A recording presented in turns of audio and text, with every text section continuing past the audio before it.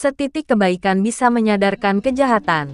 Kisah selanjutnya adalah tentang seorang kakek tua pemilik pohon pepaya dengan seorang pemuda pencuri. Pada suatu hari ada seorang kakek tua yang sudah memiliki pohon pepaya dengan kondisi berbuah matang. Pohon pepaya tersebut dirawat dari kecil hingga bertumbuh dan menghasilkan buah. Akan tetapi buah yang dihasilkan dari pohon pepaya tersebut sangat sedikit. Posisi pohon tersebut di dekat pagar yang bersebelahan dengan jalan raya. Pada keesokan harinya sang kakek pemilik pohon berniat untuk memetik buah pepaya yang selama ini ia rawat. Namun siapa sangka ketika sampai ternyata buah pepaya tersebut sudah hilang beberapa biji. Seketika sang kakek kembali ke dalam rumah dan terlihat murung.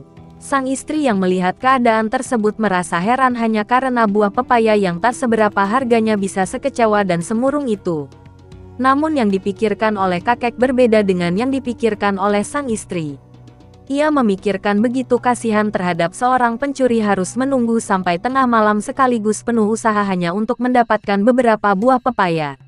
Keesokan harinya ia berinisiatif untuk membantu sang pencuri dalam meletakkan sebuah tanggal.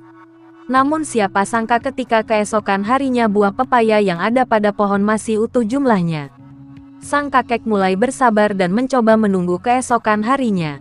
Akan tetapi kejadian yang sama masih kakek alami.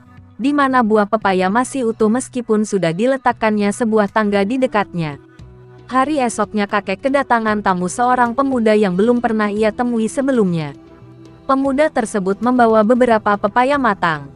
Pemuda tersebut memberikan pepaya tersebut kepada kakek dan meminta maaf.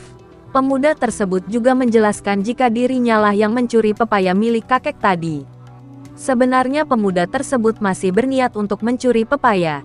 Namun karena adanya sebuah tangga tadi, pemuda tersebut hatinya tergerak dan sadar jika pemilik pepaya tersebut begitu sabar sekaligus baik hati. Sejak saat itu pemuda tersebut sudah memiliki tekad untuk berubah dan tidak mencuri lagi. Pesan moral yang diberikan oleh kisah tersebut adalah sebuah kebaikan meski sekecil apapun itu ternyata bisa memberikan dampak positif terhadap kebaikan orang lain. Mungkin orang lain memiliki rasa jahat terhadap kita. Namun bisa jadi akibat kebaikan yang selama ini kita tabur dimanapun tempatnya akan memberikan buah manis di kemudian hari seperti mengubah niat jahat seseorang menjadi lebih baik lagi. Apapun bentuknya, kebaikan pasti akan memberikan hasil yang berdampak positif kepada kita.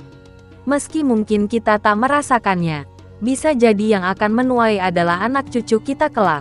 So, jangan pernah bosan untuk berbuat baik kepada sesama.